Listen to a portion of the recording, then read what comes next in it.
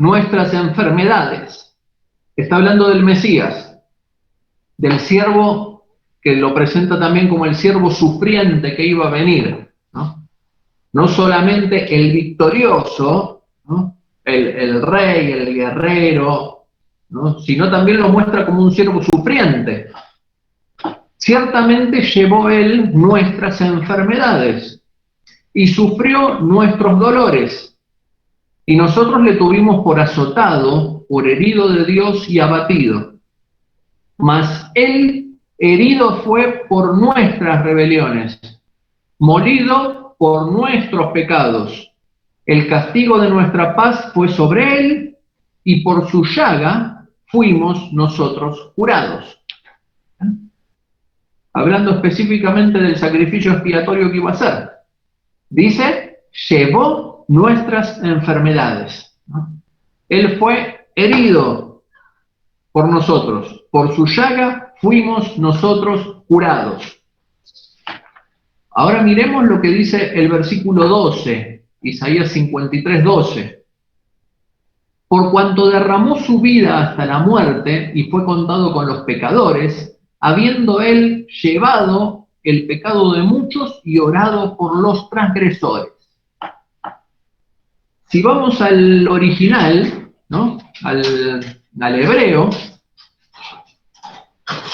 acá si decimos qué es lo que hizo Jesucristo con el pecado, todas las denominaciones cristianas van a estar de acuerdo en que Jesucristo llevó sobre sí mismo todos nuestros pecados, fueron quitados de nosotros, ¿ya?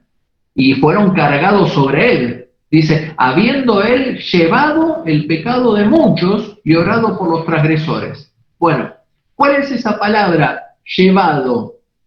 Esa palabra es, ahí la tenemos escrita entre paréntesis, es nasá.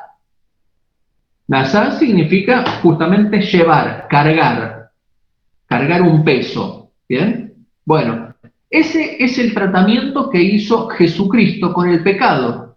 Llevó, cargó un peso. Pero ¿por qué destacamos esa palabra? Porque, volvamos a la hojita de atrás, veamos cómo comienza el versículo 4.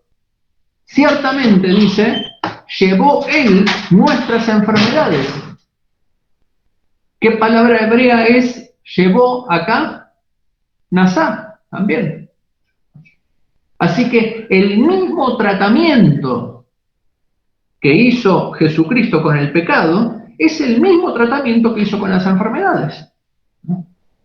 No se puede decir Jesucristo hizo algo con el pecado y otra cosa diferente con las enfermedades. No, es lo mismo. ¿Por qué hacemos énfasis en esto? Porque hay denominaciones que hablan sobre un cesacionismo, sobre que los dones cesaron, sobre que todo lo milagroso cesó, ¿bien? Se detuvo. Se llama cesacionismo eso, de que cesaron. Bienvenida, Gris, qué bueno que volvió la luz. Gloria a Dios.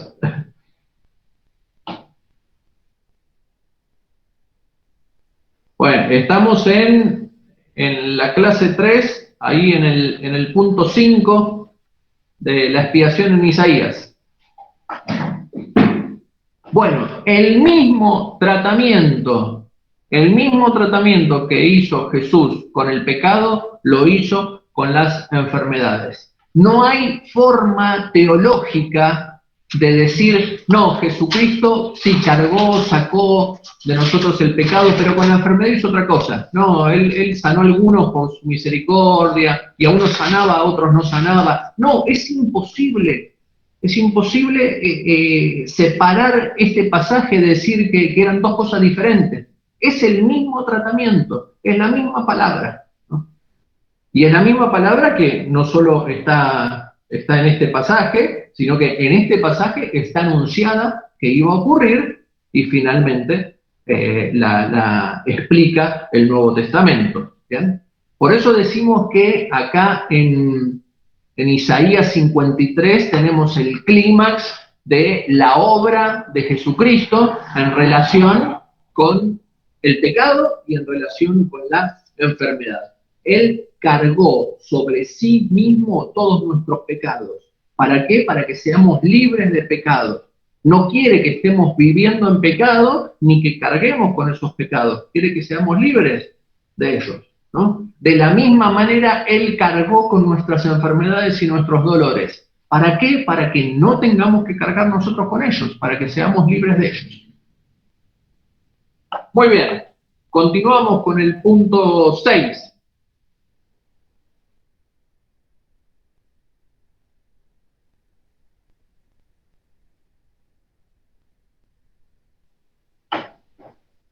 Bien. Sanidades del Antiguo Testamento, como el ministerio terrenal de Jesús, fueron en base a su sacrificio futuro en el tiempo.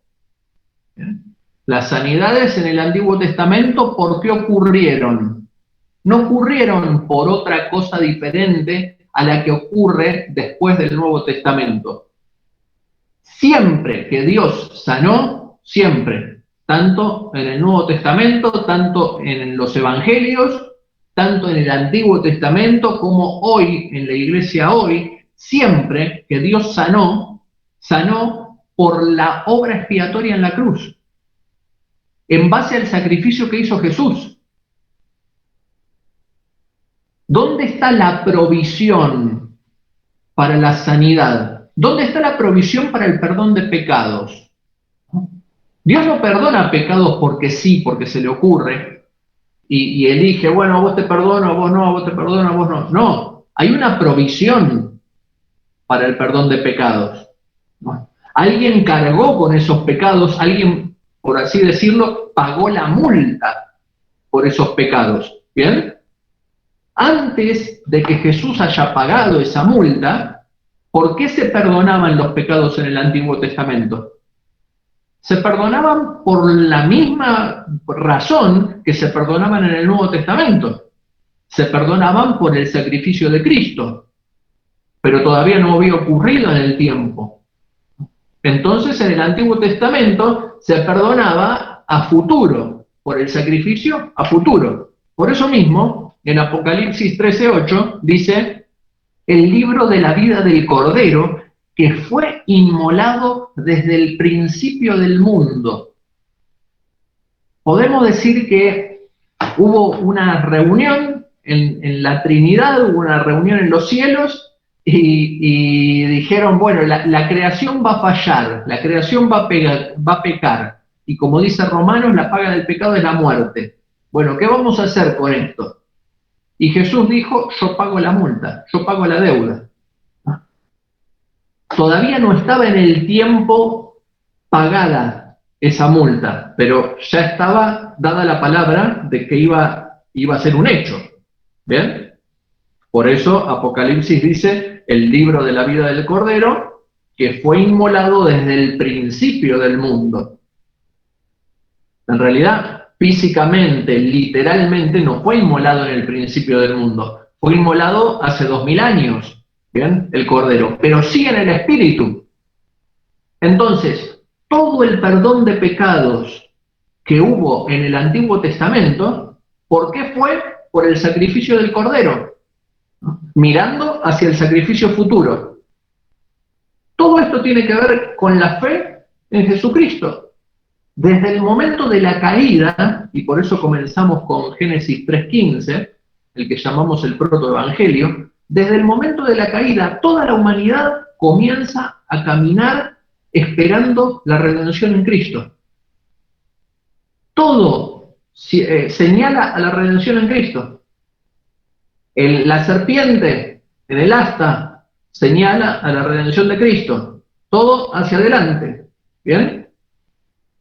Luego, Isaías habla de la redención de Cristo. Así que se perdonaba pecados por la redención que iba a haber delante. ¿Y por qué se sanaba en el Antiguo Testamento? Se sanaba en base al mismo pago, al pago que se hacía hacia adelante, que iba a ocurrir en la redención de Cristo. ¿Bien?